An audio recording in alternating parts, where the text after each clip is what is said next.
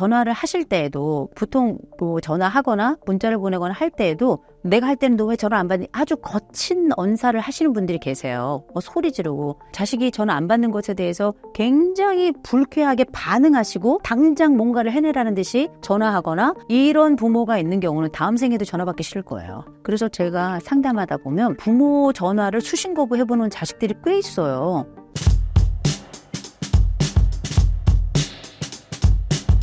자녀와의 대화를 어떻게 하면 더 편안하게 이끌 수 있을까요? 나이가 들잖아요. 자식이 어려워요. 자식이 상사야. 그래가지고 욕은 하고 싶은데 또 내가 속으로 난 자식이라 또 욕도 못해요. 근데 이렇게 우리가 자식이 일단 심리적으로 역할, 곧 권력의 역전이 일어나는 이런 상황이 생기는 게 자식을 정말 사랑했고요. 열심히 키웠고 너무나 고맙게 이 친구들이 또 잘 자라줬어요. 왜냐하면 부모가 잘한다 그래서 자식이 잘 되는 게 아니에요. 부모가 열심히 노력한다 그래서 자식이 잘 크는 게 아니에요. 정말 자식이 잘 크는 건 자식이 잘한 거예요. 근데 어쨌든지 간에 우리가 서로 간에 협력하고 서로 도움을 주고받을 거 주고받고 해가지고 아이들이 성장을 했어요. 성장을 하고 난 다음에 이 친구들이 지금부터는 스스로 결정하기 시작하고 때로는 부모의 결정을 돕기도 해요. 그리고 이런 심리적인 지지가 아이들이 성장할 때는 부모가 위에서 아래로 내려가는 방식으로 물이 흘러가듯이 그렇게 흘러가지만 시간이 지나고 나면 자식들이 우리보다 더 많은 정보를 가지고 있고 더 많은 능력을 가지고 있고 훨씬 더 도구를 능숙하게 다루고 이런 사회적인 처리나 이런 것들도 훨씬 더 잘하게 된단 말이에요. 그러면 그때부터는 누가 누구를 돌보게 되냐면 자식들이 부모들을 사회적으로나 실질적으로 돌보는 현상이 이제 벌어지게 되는데 그러면 때로는 우리가 관계에 있어서 옛날에는 너 언제 들어오니? 이런 얘기를 했다면 나이가 들어가면 야 이거 어떻게 하냐? 저거 어떻게 하냐? 물어봐야 되는 상황이 생겨요. 이거 우리 컨텐츠 자식들이 많이 볼 텐데 이거 진짜 더럽고 치사합니다. 우리도 옛날에 할 수 있는 게 많았어요. 근데 자식들이 어떤 요청을 하면 우리는 엄마 이거 뭐야? 하고 하면 100번도 1000번도 넘게 대답을 했어요. 참고로 옛날에 저희 아이가 돌 조금 지났을 땐가 서울에서 경기도 이천까지 이제 차를 타고 이렇게 쭉 내려가는데 제가 뽀뽀뽀 노래를 불러줬어요. 아빠가 출고 날 때 뽀뽀뽀 그 맨 마지막에 뽀뽀뽀 친구 야! 근데 얘가 갑자기 뽀 하는 거예요. 더 불러달라고. 제가 내려가고 올라올 때 1000번을 불렀어요. 1000번을. 그런데 그래도 그게 싫지 않고 불편하지 않고 힘들지 않았어요. 그냥 해줄 수 있으니까. 나이 들어가지고 이것 좀 해줄래? 야 치사합디다. 조금 있다 한대. 아니 좀 기다리래. 나는 1000번을 불렀는데. 그러니까 이게 뭐냐면 역할의 불공평, 보상의 불공평이 일어나는 거예요. 이렇다 보니까 치사하다라는 생각이 드는 거죠. 그런데 우리가 무능하고 능력이 떨어지니까 기다릴 수밖에 없는 거예요. 그렇다 보니 어쩌면 우리 자녀들도 이런저런 일상이 바쁘고 해서 부모들에게 사실은 기다리라 말하거나 아니면 약간 퉁명스럽게 말하고 하거든요. 근데 조금 더 친절해 줬으면 좋겠어요. 제가 보니까 약간 당한다는 느낌이에요. 자식에게 당하는 느낌? 섭섭하더라고요. 저처럼 약간 그 강철 같은 여인은 전혀 섭섭함이 없이 막 딱 튕겨나갈 것 같고 자식이 어떤 얘기하면 너 그렇게 얘기해도 되냐? 막 이럴 것 같지만 그냥 그래요? 이렇게 해서 삼키는 게 되게 많거든요. 그러니 우리 신사임당 채널이 굉장히 유명하고 또 전 연령을 아우르고 있잖아요.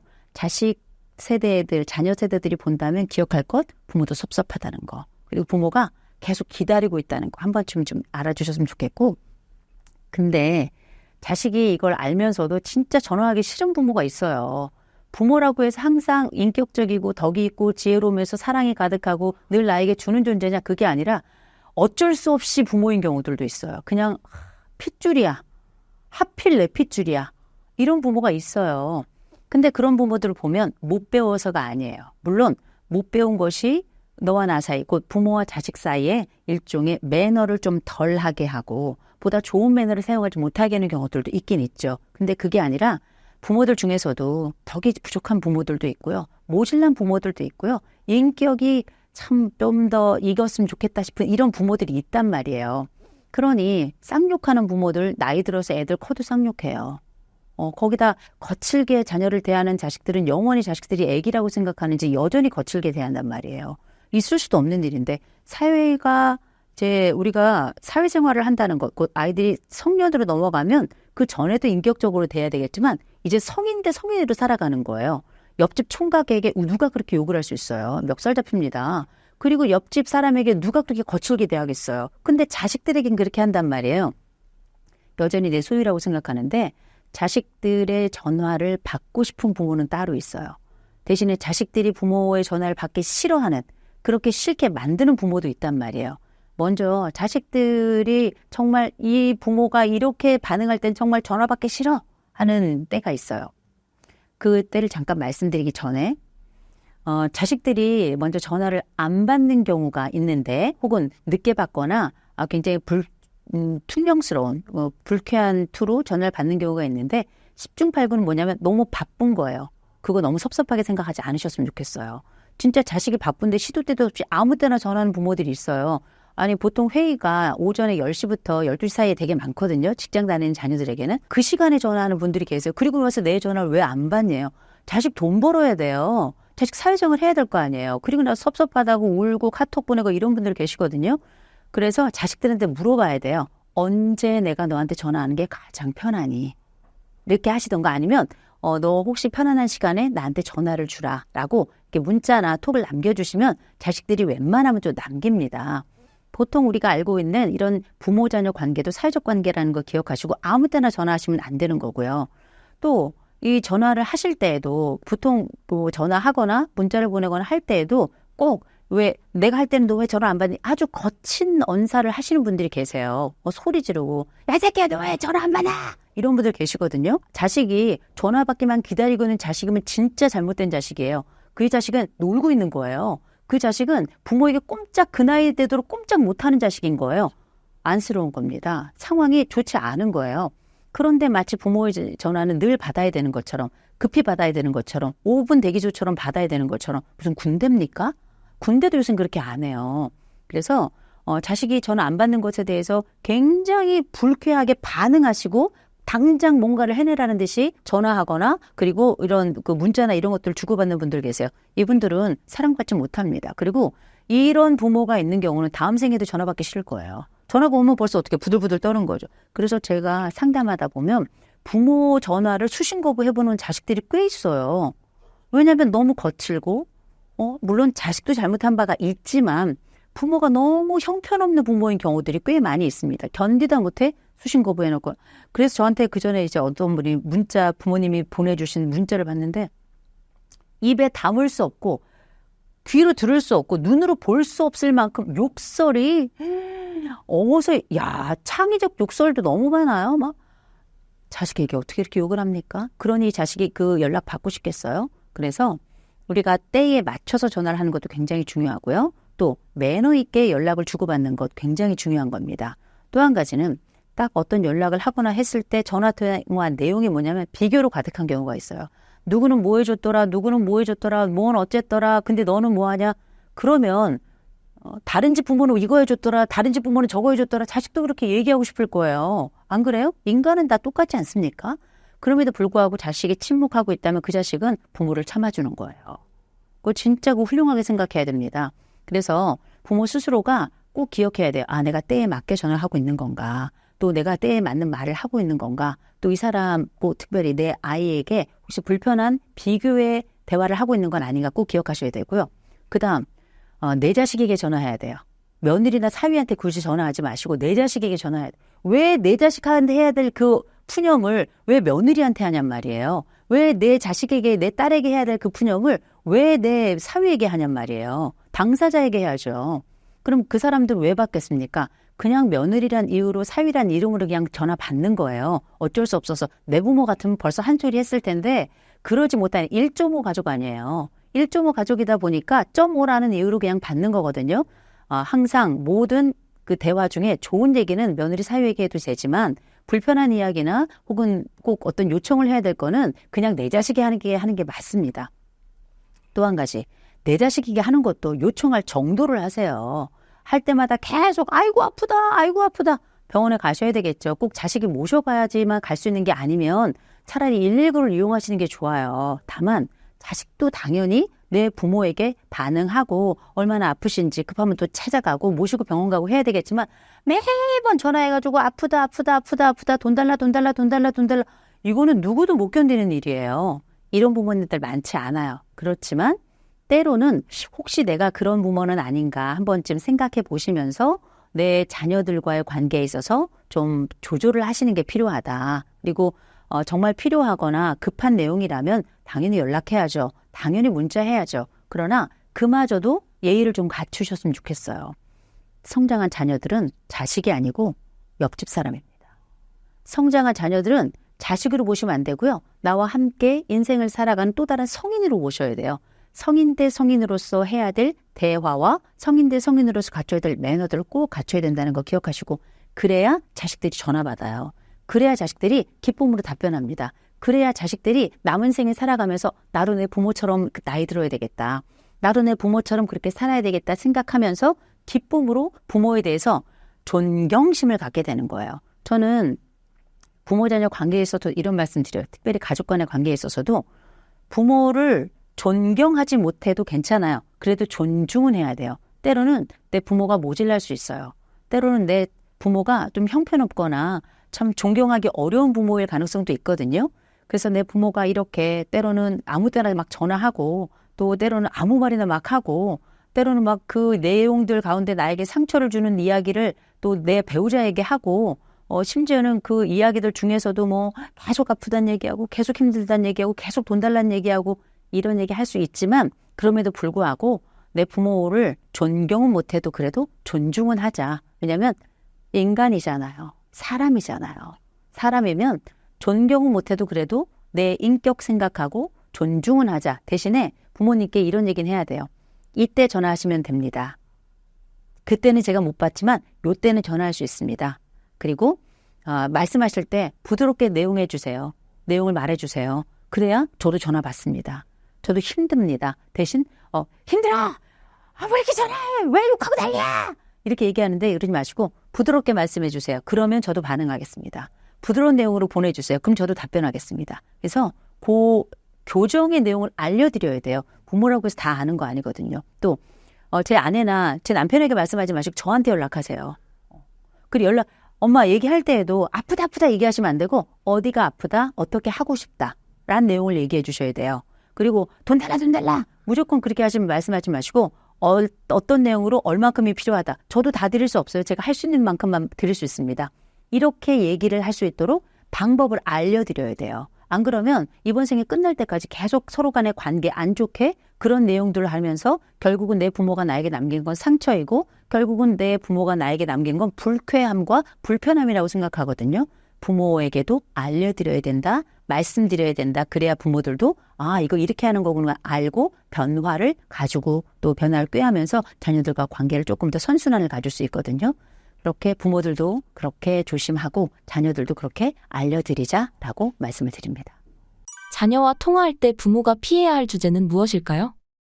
자식들이 부모에게 전화를 하거나 아니면 부모들이 자식하고 전화를 하거나 간에 할 얘기는 어차피 없어요. 정말 주제가 있는 거는 우리가 정말 수시로 전화를 하는 게 아니라 정말 응급하니까 서로 간에 전화하지 말라 그래도 엄청 전화를 해요. 근데 안부를 물을 때가 있어요. 이를테면 저는 저희 친정 부모님 그리고 저희는 시아버님 돌아가셔서 시어머니만 계시는데 저는 매일 통화해요. 예, 저는 매일 전화 드려요. 어떨 때는 하루에 2번씩 전화 드릴 때도 있어요. 근데 그 전화 드릴 때 무슨 주제가 있냐? 없어요.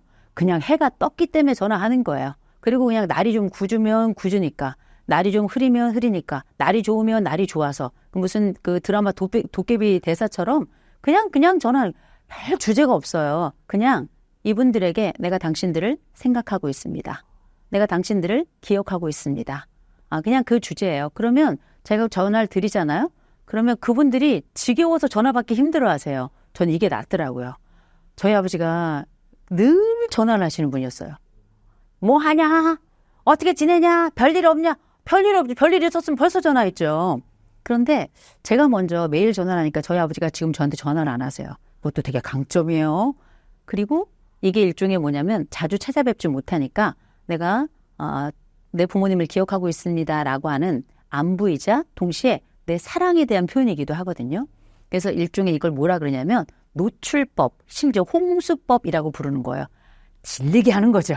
질리게. 근데 어떻게 그렇게 해요? 이렇게 말씀하시는 분들 많을 거예요. 그렇잖아도 나의 시어머니, 시아버지, 나의 장인장모에게 전화하는 건 와, 이게 정말 우리 사장님한테 전화하는 것보다 더 힘드니까. 그리고 전화할 때마다 너무 말이 길어지실 수도 있고 그렇긴 한데 분명한 건 별 얘기 할 생각 하지 마시고요. 그냥 안부만 물으시면 돼요. 무슨 일을 대신에 불편한 얘기나 아니면 길어질 얘기는 안 하시는 게 좋고요.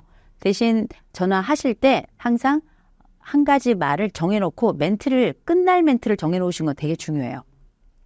자, 오늘도 행복한 하루 되십시오. 그럼 우리 이제 전화 끝나겠다는 거예요. 그럼 이제 일종의 신호를 주는 거거든요. 길어질 것 같아요. 제가 지금 약간 바쁜데, 자, 아버님, 자, 오늘 하루도 행복한 하루, 힘찬 하루, 파이팅! 하고 딱 끊는 거예요. 그러면, 끝날 때가 됐구나 생각하시고 얘기가 길어졌다고 스스로 생각하셔요. 그러니, 중간중간에 어떤 끊지 못해서 쩔쩔 매는 경우들도 많이 계신데, 그럴 때는, 자, 오늘 하루도 행복한 하루 보내시기 바랍니다. 그러면 이야기가 일단 마감인 거예요. 그래서 서로 간에 합의된 마감이 되는 거거든요. 그래서 어떤 얘기를 할까 걱정하지 마시고 그냥 날이 좋습니다. 아버님 산책하십시오. 날이 흐립니다. 다리는 안 아프십니까? 좀 행복하시고 더 좋아지셔야 되는데 어쨌든 오늘도 행복한 하루 보내십시오. 그냥 끊는 거예요. 내용을 걱정하지 마세요. 어차피 우리는 일상의 내용이 별로 없습니다. 그리고 더군다나 부모님하고 할 얘기는 더군다나 많지 않은데 우리의 핵심은 관심이었다는 걸 기억하시기 바라요. 그래서 때로는 뭐 아프다는 얘기 하시고 뭐가 필요하다는 얘기 하시겠지만 아프다는 얘기 하시면 아프셔서 어떡해요. 그냥 하시면 되고 뭐가 필요하다 그러면 보내드려야 되는데 이거 어떻게 해야 되나 한번 고민해 보겠습니다 하고는 그냥 자 오늘 하루도 멋진 하루 행복한 하루 힘찬 하루 보내십시오 하고 딱 끊으시는 거예요. 그래서 이게 어쩌면 대화 속에 어떤 요청이 있을까 봐 두려워서 전화를 못 드리는 경우도 있고요. 또 말씀이 너무 길어지셔서 이거 또 힘들어서 전화 못 드리는 경우도 있고요. 또 혹시라도 새로운 변수가 생길까 봐 너 내려와라 뭐 이런 얘기가 있을까 봐 전화 못 드린 경우도 있는데 그럴 경우에 대비한 몇몇의 정답을 마련해 두시면 돼요. 이를테면 우리가 끝날 지점에 자 오늘도 아버님 힘찬 하루 어머니 오늘 힘찬 하루입니다. 만약에 뭐 좋은 하루 되세요. 뭐 아니면 어머니 오늘 전화 좋았습니다. 이렇게 얘기할 끊는다. 이것도 하나의 정답의 방법이거든요. 통화를 종료하는 하나의 정답. 또 한 가지 어떤 요청을 할 때는 그런 일이 있으셨구나 한번 생각해 보겠습니다 하고 그냥 끊는 거예요. 답을 내지 말고 또 예를 들어서 뭐 어떤 불편한 얘기를 하신다. 우리 아버님 불편하셨구나. 우리 어머니 불편하셨구나. 일단 마음이 불편하신데 일단 제가 지금 시간이 좀 충분치 않아서 그 마음은 제가 꼭 기억하고 있겠습니다. 아버님 오늘도 힘찬 하루 이렇게 하고 또 끊는 겁니다. 나만의 정답의 말 상황을 대처할 만한 정답의 문장을 몇 개 가지고 계시면 훨씬 더 수월해요. 그 문장은 내가 통화를 하고 있는 그 상대, 곧 내 부모님이나 혹은 장인이나 장모님 혹은 시어머니, 시아버지의 특성에 따라서 다를 수는 있겠습니다만 길어지는 상황에 대한 정답의 문장 하나, 또 힘든 상황에 대한 정답의 문장 하나, 그리고 어떤 요청에 대한 정답에 대한 문장 하나 다 가지고 계시다가 그거를 일괄 사용하시면 부모님이 사실 섭섭해 하시거든요. 섭섭해 하시지만 그럼에도 불구하고 우린 통화를 한 거고요. 또 섭섭해 하실지 모르겠지만 우리가 당장 또 답을 낼 수 없는 게 또 사실이니까 그래도 그런 답을 가지고 있는 게 통화의 양을 줄이면서 서로 간의 안부를 확인하고 또 문제점도 파악한 다음에 다음번에 우리가 어떤 문제에 대한 해법을 고려할 수 있는 또 하나의 기술이기 때문에 이런 정답 문장 몇 개 가지고 계시기를 또 권해드립니다. 이간질, 자랑질, 지적질과 같은 부정적인 요소를 가진 사람들은 어떻게 대처해야 하나요? 나이가 많거나 적거나 상관없이 하지 말아야 될 3질이 있죠. 자랑질, 지적질, 이간질 이렇게 3질이 있는데 이거는 꼭 나이 들어서 친구들뿐만 아니라 질질질 하는 이런 친구들은 나쁜 애들이에요. 왜냐하면 자랑질을 한다는 건 우월하다는 걸 보여주고 싶다는 거예요. 지적질을 한다는 건 내가 너를 우월할 뿐만 아니라 너를 교정하겠다라고 맘먹고 나선 겁니다. 이간질이라고 하는 건 이 모든 관계를 파토, 완전히 해체시키겠다라고 작정을 한 거예요. 그 어떤 것도 선하지 않습니다. 누군가는 상처받을 것이고 또 누군가는 고통을 받게 될 것이고 또 누군가는 그 가운데서 관계를 잃어버리게 되니까요. 이 모든 것들이 특별히 나이 들면 일어나면 안 되는 시기에 생각보다 또 자주 일어나요.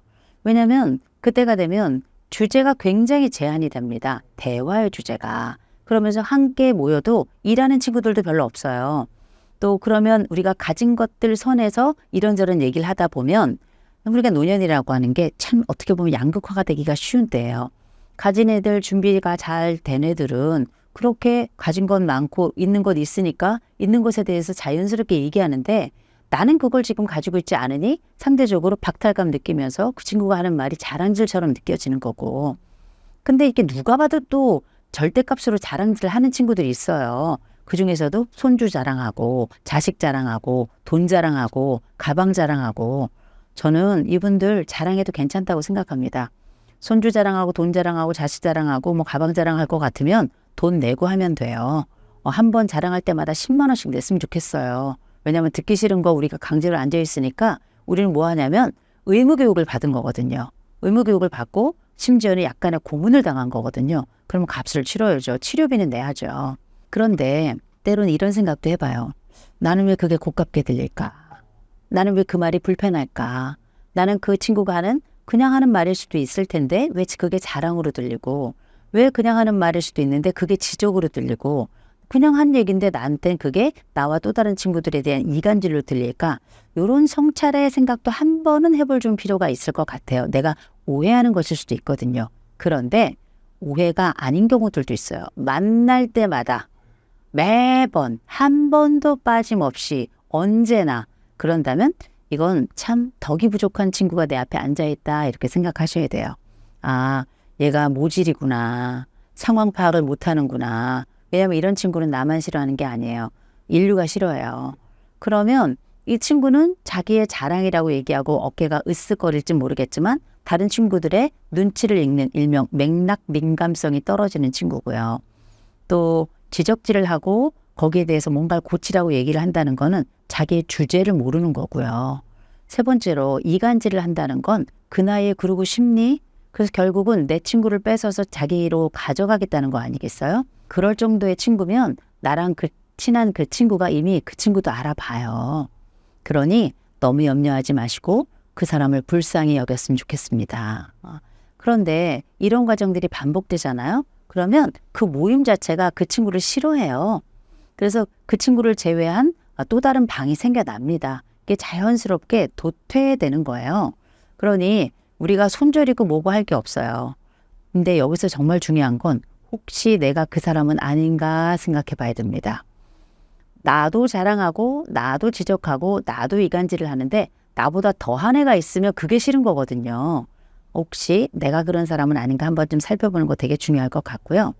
다만 한 가지 제가 제안을 드리는 건 이런 자랑질을 하는 친구도 있고 또 지적질을 하는 친구도 있고 때로는 이간질을 하는 친구들도 있는데 그걸 콕 집어서 또 한번 반격하는 친구들도 있고요. 그냥 가만히 지켜보는 친구들도 있고요. 그런 얘기를 했을 때 또 다른 주제를 제안하는 친구들도 있어요. 그 주제들을 멈추고 다른 얘기를 하도록 그런 화제 전환을 하는 거죠. 저는 오히려 이런 친구들이 못마땅하다면 저는 화제 전환을 할 수 있도록 화제 전환 주제를 가져가는 것도 좋을 것 같아요. 그래서 제가 많이 권하는 것 중에 하나가 뭐냐면 진짜 할 수 있는 자랑질이 너무 좋은 게 있어요. 그게 뭐냐면 책이에요, 책. 우리가 예를 들어서 자주 정기적으로 만나는 친구들이고 또 이런 친구들끼리 자주 만나다 보면 할 얘기가 없어요. 그럼 결국 고민 끝에 내가 내놓은 주제가 자랑이었던 거거든요. 그래서 이럴 때는 일종의 스터디 모임처럼 내가 그 화제를 바꿔도 돼요. 그래서 예를 들어서 뭐 내가 봤던 시 아니면 내가 읽었던 소설 아니면 내가 최근에 봤던 정보를 출력해 가는 거예요. 출력해 가서 야 내가 이번에 이런 시를 봤는데 진짜 좋더라. 그래서 너희랑 한번 나눠보려고. 내가 이번에 이런 정보를 봤는데 어떤 유튜브 이런 걸 봤는데 이런 게 좋다 그래서 내가 그거 한번 출력해 와봤어. 그러면 주제가 확 바뀌는 겁니다. 그러면서 모두가 동의할 수 있는 주제로 넘어가는 경우가 많아요. 그래서 거기엔 당연히 종교나 아니면 정치 주제는 빼야 되겠죠. 전반적으로 내가 만날 때마다 그 그룹에서 동일한 주제가 나오고 화제가 맴돌면서 그 주제가 긍정적이지 않다면 거기에 새바람을 내가 불어넣는 것도 괜찮다. 그럼 어떤 분들이 굳이 왜 내가? 그러면 내가 이런 생각이 들면 내가 그 모임에 빠지면 되는 거예요. 그런데 이렇게 빠지고 저렇게 빠지면 나는 남은 생에 혼자 있어야 될 겁니다. 때로는 못마땅하더라도 견뎌라. 언제까지 견디지 않고 싫으면 내 맘대로 살겠다? 나이 들어도 내 맘대로 못 살아요.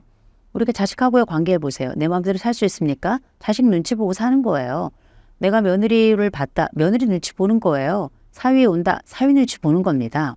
때로는 우리가 다 이렇게 여전히 공동체 속에 머무르고 있고 작고 크지만 작은 그룹 속에 머무르고 있는 건데 그 모임 속에서 내가 튕겨나올 수도 있는 거고요. 그 모임을 참을 수도 있는 거고요. 그 모임을 변화시킬 수도 있는 거거든요.